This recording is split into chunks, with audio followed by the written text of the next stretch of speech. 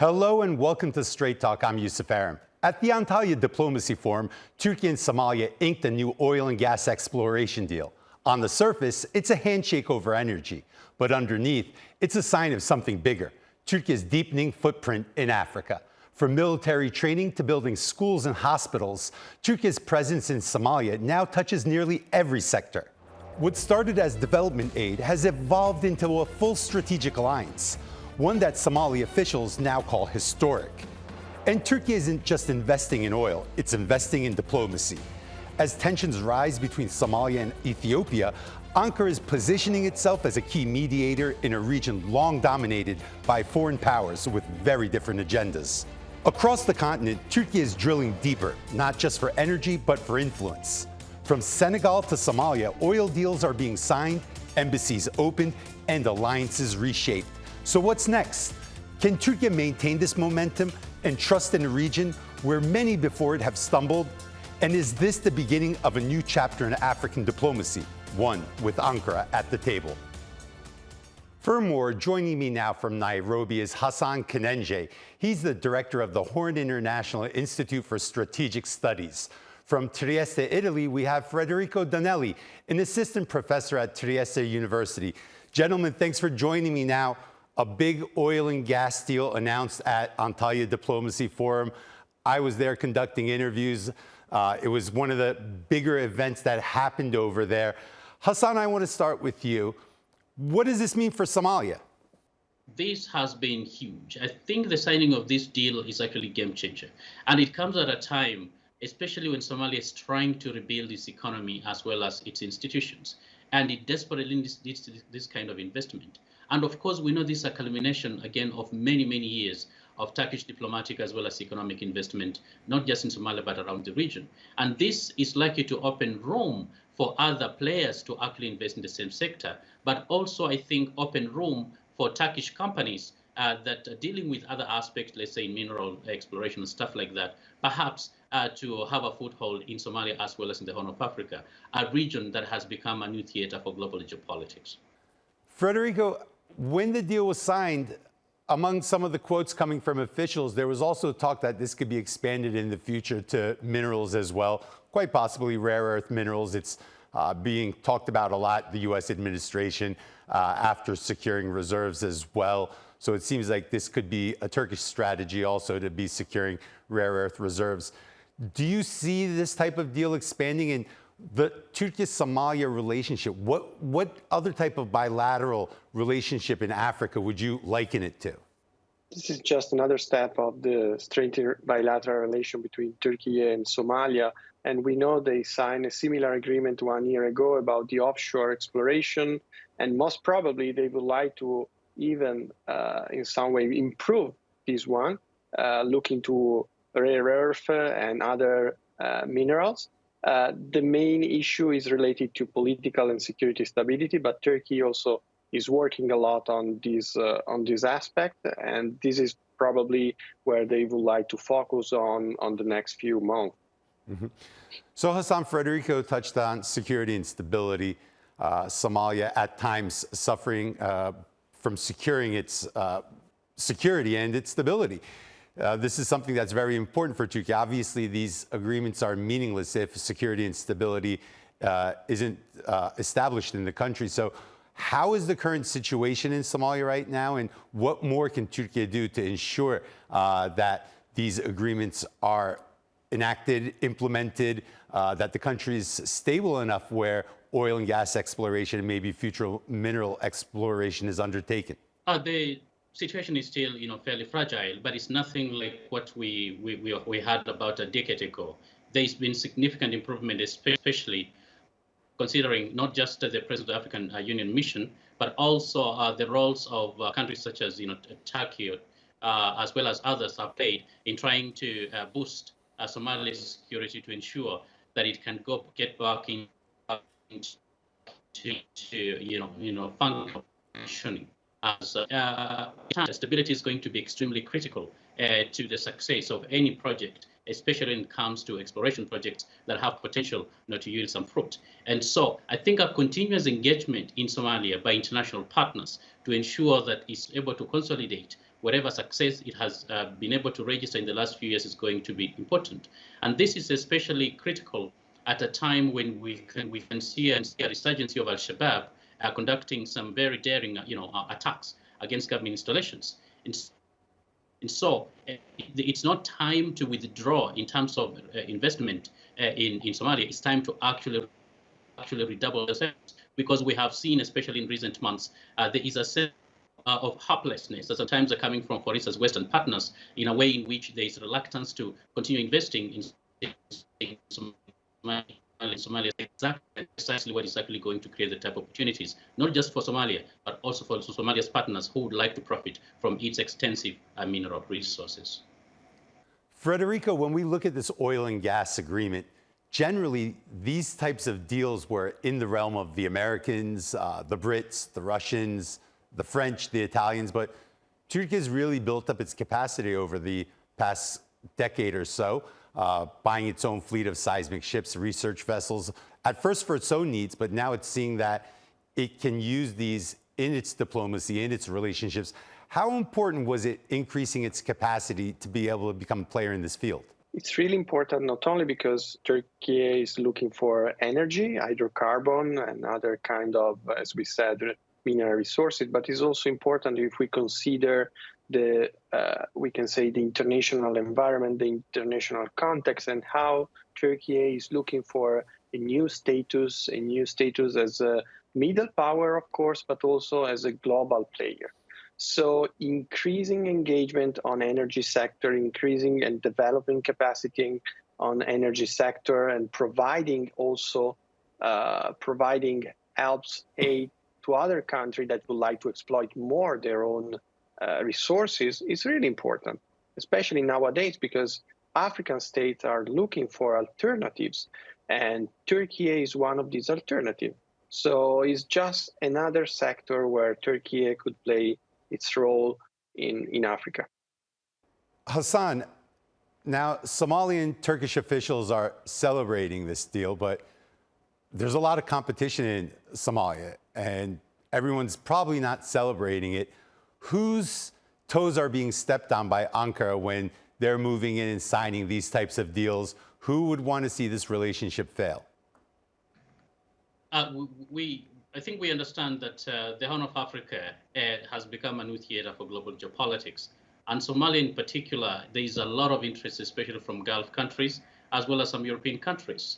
And I think to the extent that Turkey has been able to secure this, of course, poses a threat to some both traditional partners, especially from the West, as well as some of some Gulf countries that have a significant interest, of course, in the region. But I think this should also be understood within a context that Turkey in the Horn of Africa has perhaps the most significant soft power with regard to countries such as Somalia, as well as others. And it is a result of investments of many years. Remember that Turkey was one of the first countries to reestablish diplomatic relations with Somalia after many, many years of state collapse and civil war. And so you can interpret this to be reaping some of the benefits of that engagement that Ankara has only deepened, year after year. Just to give you a quick example, from the continent perspective, in about 20 plus years ago, Ankara had barely 4 or 5 embassies on the continent. Today, as we speak, is almost 50. So that's the kind of significant growth that you've seen when it comes to Turkish engagement, not just in Somalia, but all across Africa, and especially the Horn of Africa region. That's an interesting point. Federico, I want to broaden out the conversation now. When we look at this type of deal, it looks like a one-off event, but it's actually a culmination of years and years of diplomacy. And the Turkish president, when he was first elected in his early years, he did lay out an Africa strategy. And what we're seeing right now is kind of a couple decades worth of culmination now starting to bear fruit. As Hassan stated, the diplomatic network, the development aid at first, but now that's starting to be leveraged into oil and gas deals, mineral deals, construction contracts. How are you viewing Turkey's strategy as a whole now unfolding in fifth gear on the continent? When we are talking about Turkey strategy in Africa, we have to consider that nowadays Turkey is capitalizing all the efforts, all the investment that it has done during 20 years. Because when Turkey opened toward Africa in 2005, it was the beginning. As Hassan said, there were just a couple of embassies and consulate, and then Turkey is starting to invest a lot in public diplomacy, cultural diplomacy, aid, humanitarian development, and most important, diplomatic issue. So nowadays, Turkey could be considered an important and relevant player on multiple different African regions, not only the Horn of Africa. Of course, the Horn of Africa is maybe due to geographical proximity is the most important one, but is not the only one. And if we analyze from the perspective of the international system of the post-liberal international order, we have to consider that Turkey is also exploiting all the withdrawal by the French, by the Americans, but also the fact that another alternative to African countries is Russia. For an African country, Turkey is better than Russia, because if you sign an agreement with Turkey, you are signing an agreement with NATO member. So you are not breaking with the West. If you sign an agreement with Russia, you are immediately breaking with the West, and especially with European countries. That's an interesting point as well. Turkey is kind of not breaking with the West, but not exactly the West, signing with Russia, kind of a break with the West. Hassan, when African nations do sit down at the table with Turkey, how do they view them? Is it a Western country? Is it an Eastern country? Is it a NATO country? Is it something completely different? What type of classification, diplomatic identity does Turkey have on the African continent? I think if I were to describe it, it's a kind of a mule. It's neither a donkey nor a horse. And I think to most Africans, they don't really view Turkey as an essentially Western country at all, unless when it comes to some limited context from the security aspects, in which, of course, then Turkey is a member of NATO.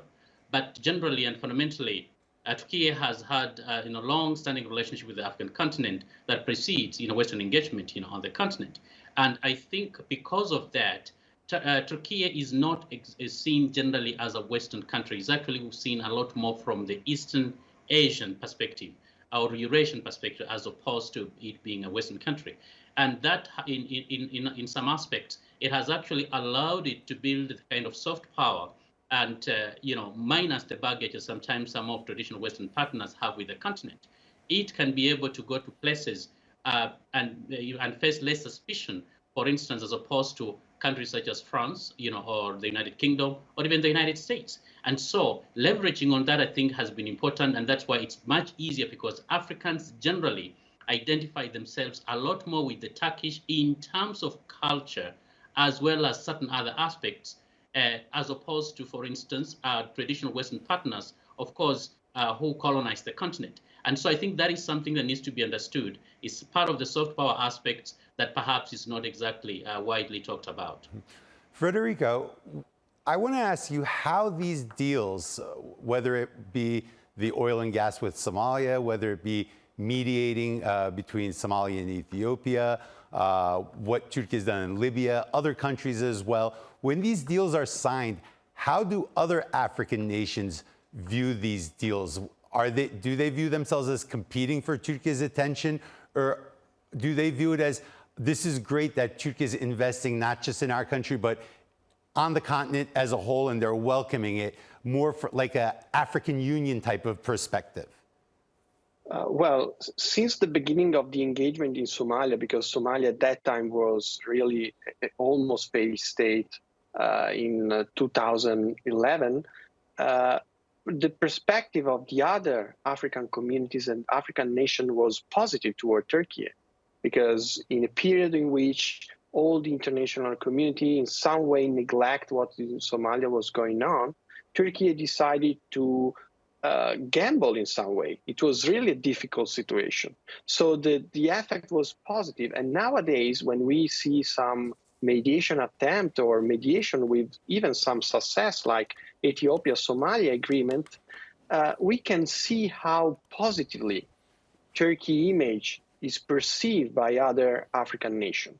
Nowadays, Turkey is considered sort of stabilizer and also reliable mediator, not only for the Horn of African states, but even for other states. This is why, for example, is increasing also the role and the perspective of Turkey in the Sahel. Mm-hmm. Hassan, in your two previous answers, you mentioned soft power twice. Now, as a journalist, I travel a lot, and one of the things I find very interesting is when I'm in a country, whether it's a taxi driver or someone at the hotel I'm speaking to, and I say I'm from Turkey, they're like, oh, I love that TV show, or oh, that song is fantastic, or oh, this the style of clothing or Turkish food or whatnot. So obviously that soft power, I see that in the shaping of a perception in the countrymen of the venue or the location that I'm visiting. How is that playing out on the African continent? How is it playing out in Somalia? Is that soft power really shaping a positive perception of Turkey and Turks? Actually, it is. And so the cultural aspects of it have been extremely powerful. And I think that's been aided the fact that Ankara has extended hundreds, even thousands of scholarships over the years to African students, who a lot of them nowadays actually even speak Turkish language. Of course, you have other aspects when it comes to trade and investment. Most people here, they wear Turkish made suits and stuff like that. But generally, I think also because of the absence of that colonial baggage on the continent has aided Ankara's ability to connect with Africans in ways that is so subtle, but in ways that is really unparalleled, especially when it comes to the external influence on the continent. But further, the cultural also aspects when it comes to faith also play actually a role. For instance, half the continent generally is Islamic in orientation. And so there is also this natural affinity towards Turkey as a country that perhaps understands them and that a lot more Mediterranean culture that is not exactly seen or viewed as hostile. And also in terms of values, a lot of Africans who tend to be fairly conservative in nature. I think while Turkey is not exactly a conservative country per se, it's kind of a moderate, they also tend to associate themselves, see themselves in that. And that is why Turkish soap opera have become extremely popular on the continent. Why? Because they're relatable. And so that with other aspects of it, increased economic engagement, increased diplomatic engagement, increased peacemaking initiatives, especially at a time when the world is occupied or preoccupied with other conflicts around the world. I think this has given Ankara a lot of points in terms of soft power and has softened the ground, pretty much for Turkish businesses as well as Turkish diplomacy in ways that I think is going to be beneficial to both Ankara as well as the African continent. Federico, your country's Prime Minister, Giorgia Meloni, is in D.C. meeting with Trump. It doesn't matter what the topic is lately. We can't avoid talking about Trump. And I'm going to ask you about Trump. His Africa policies right now, how are they different from the previous administration? And is this creating opportunities for the Turks? If we compare the Biden administration and the Trump administration, of course, there are many differences. But we have to be clear that even for Biden administration, Africa was not a priority. One of the most important and relevant choice of Trump administration has been to cut all U.S. aid. This is really important, especially for some African states where there are multiple project cooperation and development projects. Of course, the decision of the United States to withdraw in some way or to reduce even more the relevance of Africa paved the way to other players to gain more influence, to gain more presence. So in some way, we can say that from the point of view of the United States, if some other players like Turkey or even Italy try to get more engaged with some African states, is a positive thing. So yes, to answer to your question, it will definitely open new space for other players like Turkey. So Federico mentioned U.S. aid, and Trump wanted to cut costs when he came into power. That was part of his campaign. Elon Musk and Doge trimming U.S. aid. Some of that may be wasteful spending, but some of it seems like important programs, especially for the African continent, where they really count on that aid money.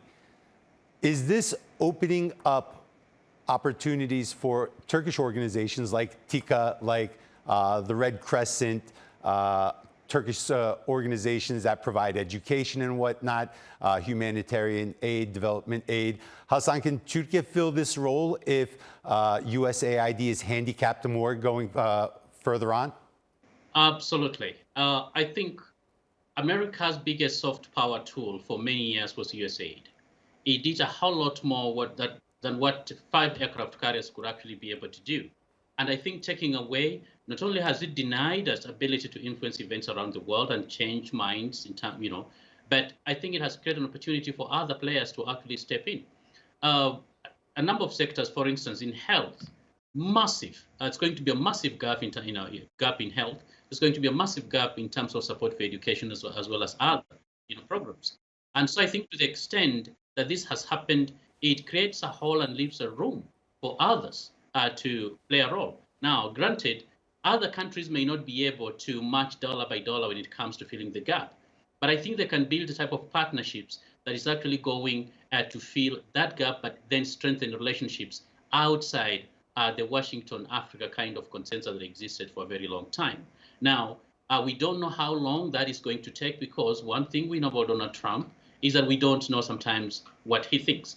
However, Africa is an afterthought as far as him and people around him are concerned. And so the continent is not exactly expecting increased US engagement, is expecting there's going to be some kind of pullback by the United States. And therefore, they're looking to other partners such as Ankara to actually, in the process of diversifying their engagements, as well as attracting investments.